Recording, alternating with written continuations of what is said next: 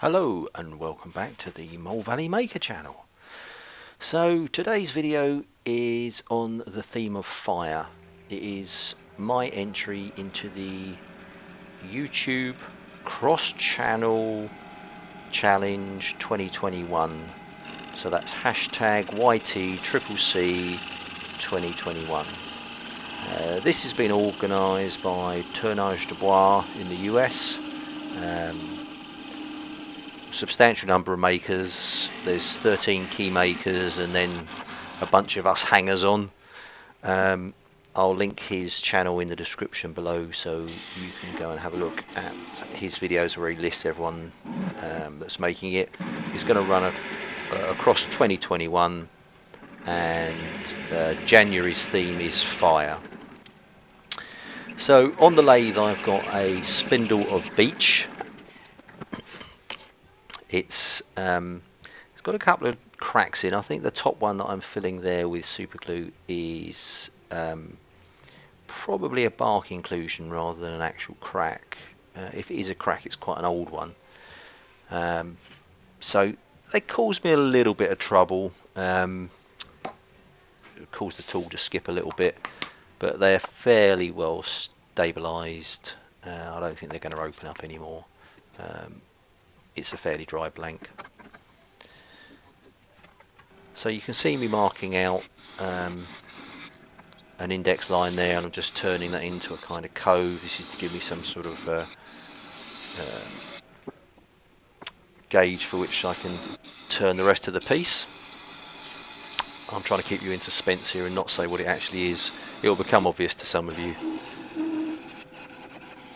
Just using the round skew again to try and smooth it up, but you can see and hear this tool bouncing, and I'm fairly certain it's where it's hitting the super glue and the crack. So in the end I just try and smooth it out using gouges. Firstly the spindle roughing gouge and then a 1/2 inch spindle gouge. So having drilled an 18mm hole to depth through the beech spindle, I'm now using the Simon Hope 6mm carbide hollowing tool. It's the Simon Hope Pro Hollower. It's a very tiny 6mm cut carbide tip, and it can really shift some material. I've probably got the tool rest fractionally too close there. As I'm pulling back, I'm just starting to go onto the conical section, which is not ideal. And there I move the tool rest.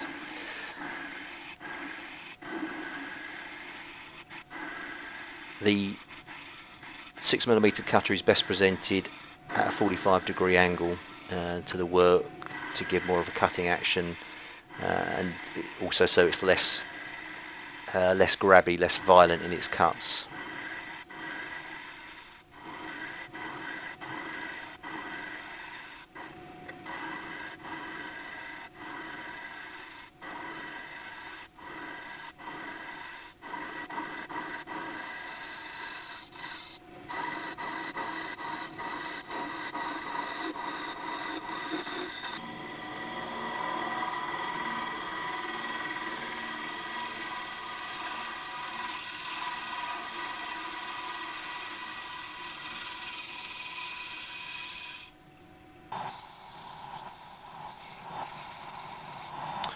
Hitting it with a little bit of abrasive, 120, 180, 240. And here you can see I've started to draw, it's basically a sort of semi-abstract cartoony flame pattern on the top. Completely random. I googled flames, cartoon flames, that kind of thing, to give me some idea, and that's what I come up with.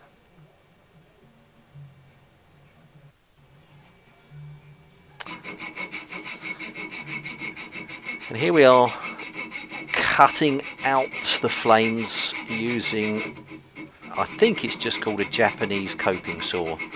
I think the only difference from a normal coping saw is the fact that it has what I think is known as a spiral blade. So that blade will actually cut in any direction. It's very like this. I think they're called spiral blades from scroll saw work. This is a manual or human powered scroll saw.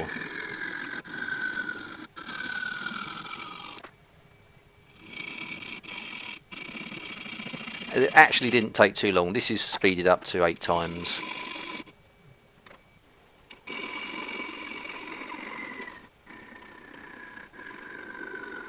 Slightly better camera angle.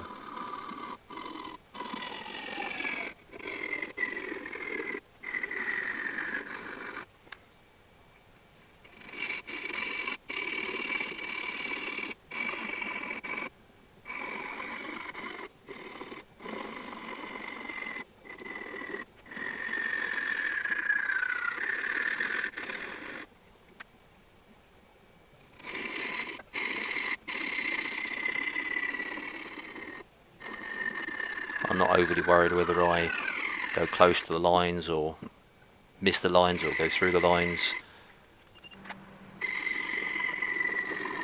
The blade is reasonably easy to control in direction, but see in a minute I'm going to hit it with a number of tools to kind of help it smooth up and refine the shape.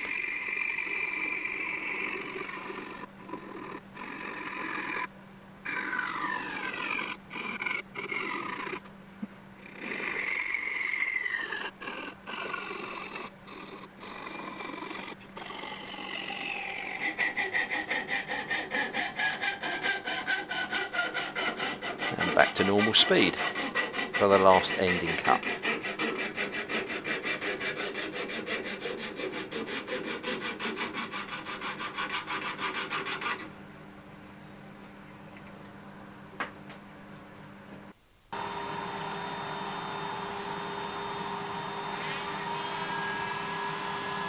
First of all, I'm going in with a conical tungsten carbide burr, I think they're called. It's on a simple, cheap, very cheap rotary tool. Had this for absolutely years. Still works, still does the job. A little bit underpowered by standard of some of the modern Dremels, but works fine. And this is good just for refining the shape, getting rid of the first, sort of the worst of the fuzzies.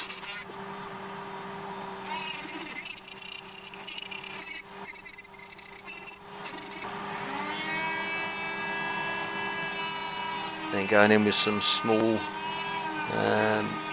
sanding bits.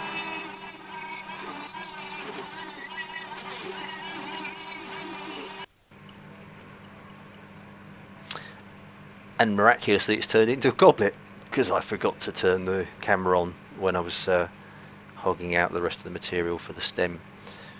The only bit that's important that you've missed is just below the base of the goblet cup is a small bead, and on the cup side of that is a small burnt ring which stops the ink from spreading down the stem of the goblet.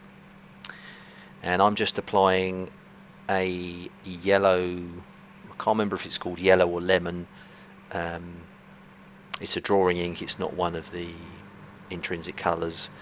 Now I've moved on to the intrinsic colour, and I think I'm starting to add the first band around the flames, if you like, of burnt orange. And I think I do this with burnt orange, ruby and flame.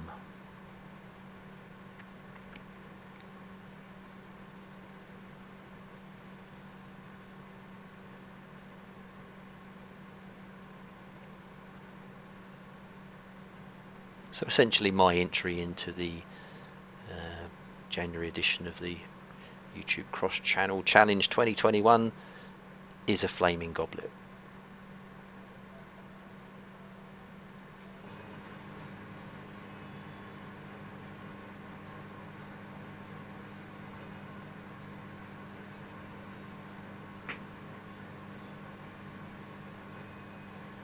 can imagine this stayed in the chuck for quite a reasonable amount of time. Probably allowed 30 minutes or so between each different colour going on before I went back with another one.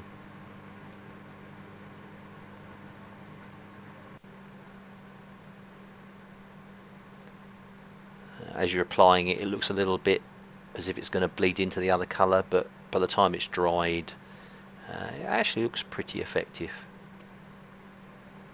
Could it be better? Yeah, probably. I'd probably do a few different things, but I think if you look at this, you do think, oh, that's supposed to be on fire, that's flames. So as far as I'm concerned, that's mainly the effect you want.